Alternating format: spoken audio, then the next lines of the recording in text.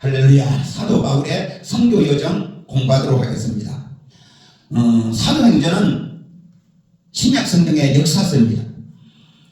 그리고 사도 바울의 1차, 2차, 3차 선교 여행과 마지막 사도 바울이 로마로 압송되는 과정을 그리고 있습니다. 우리가 잘 알다시피 신약 성경은 27권으로 구성되어 있는데 그 중에 13권이 사도 바울의 서신서입니다. 그러므로 사도행전과 사도 바울의 전도 여행 일정을 우리가 공부하는 것은 너무나 중요합니다. 먼저 로마 시대 때 행정구역과 또 도시 이름, 교회에 대해 한번 알아보기를 원합니다. 이탈리아 반도죠. 바로 여기가 로마입니다. 여기는 이스탄불을까지 해서 마케도니아, 성경은 마게도냐라고 그렇게 기록하고 있습니다. 밑에는 아가야 지역이죠. 아가야. 마케도냐 수도는 데살로니가입니다. 우리가 데살로니가 교회가 있는 곳이죠. 그리고 마케도니아의 왕은 빌립 2세입니다.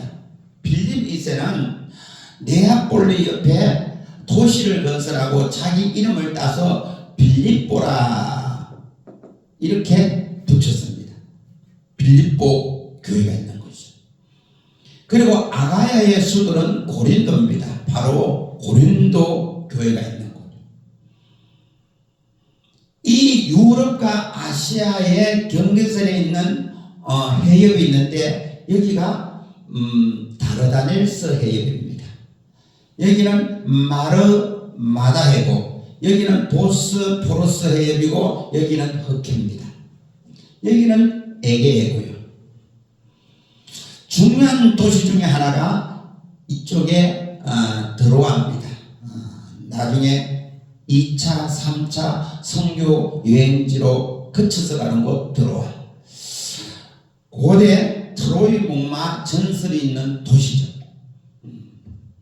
그리고 밑에는 루기아입니다. 그 다음에 밤빌리아, 그 다음에 길리기아의 여기가 다소입니다. 사도 바울의 고향입니다. 다소. 그 다음에 S자 형태의 갈라디아 지역입니다. 북갈라디아, 남갈라디아 나누지만은 그냥 갈라디아. 이쪽은 갑바도기아. 이 갑바도기아는 성경에 언급되는 부분이 없습니다. 그리고 위쪽은 비두니아 본도, 비두니아 여기는 본도입니다. 여기는 소아시아의 수도는 바로 에베소입니다. 에베소 교회가 있는. 에베소에서 좀 더 골짜기로 들어가면 잊어먹지 말라고 하는 거예요. 골짜기로 들어가면 골로새 교회가 나옵니다. 이 골로새 교회는 사도 바울이 세운 교회가 아니고 사도 바울의 제자 에바브라가 세운 교회입니다. 근데 그 장소를 제공해 준 자가 있으니 바로 빌레몬입니다. 빌레몬. 그래서 에베소, 골로새, 빌레몬서를 같이 암기하면 좋습니다. 사도 바울이 로마에 압송되어서 2년 동안 구금 생활을 하는데요. 그때 쓴 편지가 에베소, 골로새, 빌레몬서 그리고 빌립보서입니다. 그러니까 4권이 옥중서신입니다. 바로 외우십시다. 에베소 골짜기로 들어가면 골로새 교회가 있고 골로새 교회의 장소를 제공해 준 자가 있으니 바로 부자 빌레몬입니다. 그리고 빌립보. 그 다음에 갈라디아 지역에 있는 교회가 갈라디아 교회입니다. 그리고 구브로 그레데 멜리데 섬이 있는데 지중해에 큰 섬이 그레데 섬에서 목회한 자가 바로 디도입니다. 디도. 그리고 처음에 에베소 교회는 아볼로가 목회를 했는데요. 이후에 사도 바울이 또 이후에 디모데가 목회자입니다. 그래서 디모데전서, 디모데후서 목회 쓰신 서죠, 그죠? 그래서 디도서 목회 쓰신, 디모데전서, 디모데후서 목회 쓰신, 이렇게 해서 총 13권입니다. 한번 암기해 보십시다. 로마서, 고린도전서, 고린도후서, 데살로니가전서, 데살로니가후서, 빌립보서, 에베소서, 골로새서, 필레몬서, 갈라디아서 목회 쓰신 3권, 디도서, 디모데전서, 디모데후서 13권입니다. 간단하죠? 그 다음 지중해 연안을 3분의 1로 나누면 이 밑에 지역이 바로 갈릴리, 호수, 요단강, 사해바다, 바로 이스라엘입니다.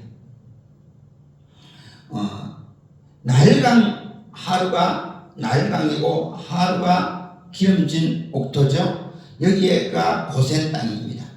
요셉이 부모님과 70명의 형제를 데려다가 이주시키는 곳. 그래서 430년 만에 300만의 민족이 형성된 곳입니다.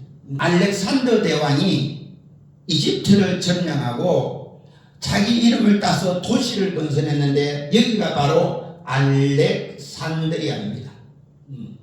학문과 문화의 도시입니다. 에베소에서 처음 목회했던 아볼로가 알렉산드리아 출신입니다. 음륜이 좋고 성경에 넘통한 자라 성경은 그렇게 기록하고 있습니다. 여기는 홍해, 여기는 인도양이고요. 페르시아만, 유브라데스강, 티그리스강.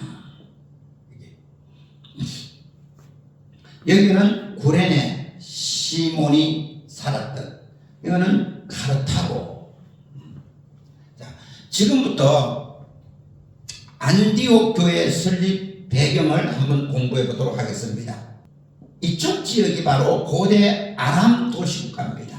아람. 그런데 헬라 제국이 지중해 연안을 제패하고 나서 헬라식 이름으로 수리아라 그렇게 부릅니다. 수리아. 알렉산더 대왕이 죽고 네 장군에게 지중해 연안 모든 지역을 나누어 주는데요. 이집트 지역을 프톨레미 왕조가 다스리게 되고 이 수리아 지역을 셀루쿠스 왕조가 다스리게 됩니다. 이 셀루쿠스 왕조 안에 안티오쿠스 4세는 자기 이름을 따서 안디옥이라는 도시를 많이 건설하는데 이 아람의 수리아에 안디옥 도시를 건설합니다. 안디옥 도시. 그래서 수리아 안디옥이라고 부릅니다. 그리고 갈라디아 지역에 비시디아의 안디옥을 또 세웁니다. 안디옥 도시. 그래서 여기를 비시디아 안디옥 그렇게 부릅니다. 사회 상단에서 지중해 연안으로 연결하면 가운데가 바로 예루살렘입니다. 예루살렘에서 조금 더 가면 누따가 나옵니다. 이 누따는 사도행전 9장에 사도 바울이 회심한 이후에 베드로가 누따에 가서 8년 동안 중풍병으로 누워있는 에니아를 고칩니다. 여기서 좀 더 나가면은 요빠라고 나옵니다.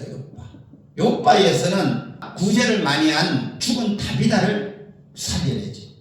그리고 사도행전 10장에 보면 가이사라의 고넬로 집에 가서 복음을 전하고 고넬로 가정이 구원을 받습니다. 여기가 바로 가이사라입니다. 가이사라는 헤롯 아켈라오가 도시를 건설하고 로마 황제 이름을 따서 가이사라고 불렸습니다. 이 가이사라는 로마 군대가 주둔해 있고 또 총독 관제가 있는 곳이기도 합니다.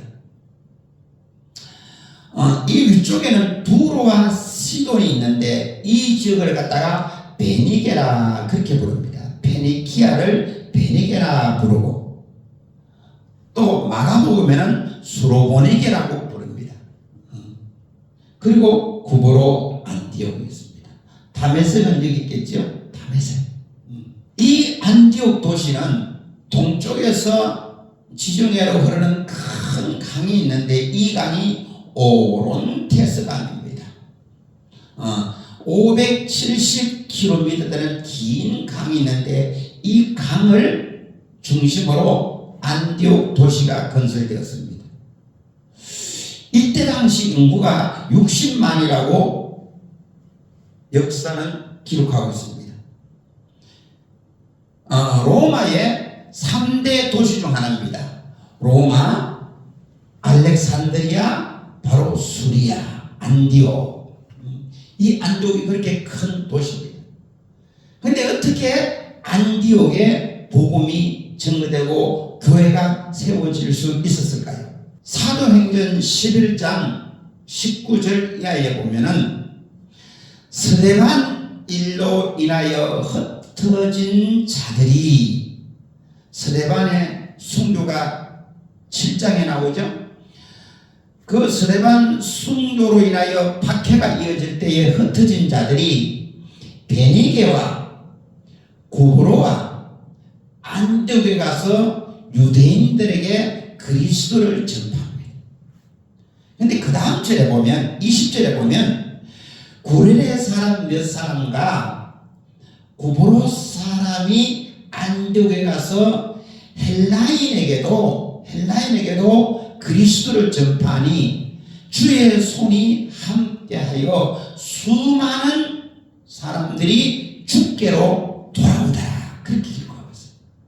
그러니까 이 안디옥 교회는 유대인과 이방인 헬라인이 더불어서 세운 교회고 함께하는 공동체입니다. 자, 이렇게 안디옥 교회가 탄생하고 부흥되니까 예루살렘 교회에서 누구를 파송했냐? 바나바를 파송합니다. 바나바. 자, 이 그럼 바나바가 누구냐?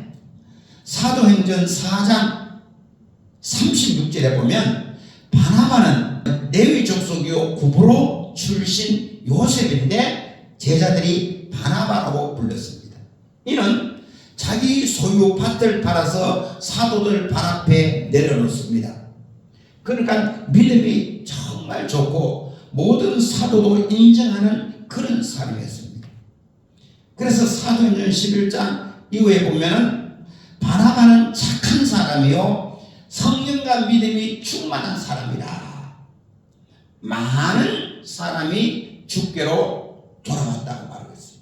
그래서 바나바는 다소에 가서 사도 바울을 데려다가 공동 목회를 합니다. 1년 동안 말씀을 가르쳤는데 드디어 여기에서 안디옥에서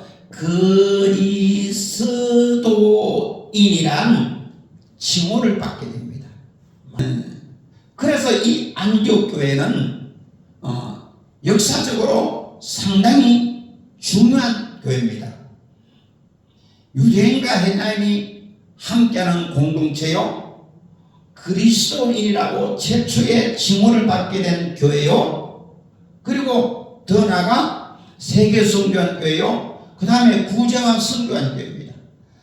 예루살렘 교회에 기근이 들었을 때에 바나바와 바울이 구제 헌금을 가지고 내려옵니다. 그리고 올라갈 때 누구를 데려가는가? 마가라 하는 요한을 데리고 올라갑니다. 이 마가라는 요한이 누구냐면 바나바의 생질이요 바로 구브로 출신입니다. 구브로 출신인데 예루살렘에 와서 살았던 거죠. 그래서 1차 선교하는데 마가 요한은 수행자로 동행하게 됩니다. 그래서 안디옥 교회가 힘있게 성장할 때에 사도행전 13장에 보면 드디어 1차 선교가 시작됩니다. 자, 오늘은 안디옥 안디옥 교회 설립 배경까지만 공부했습니다. 이제 다음 시간에는 1차 선교를 공부하도록 하겠습니다.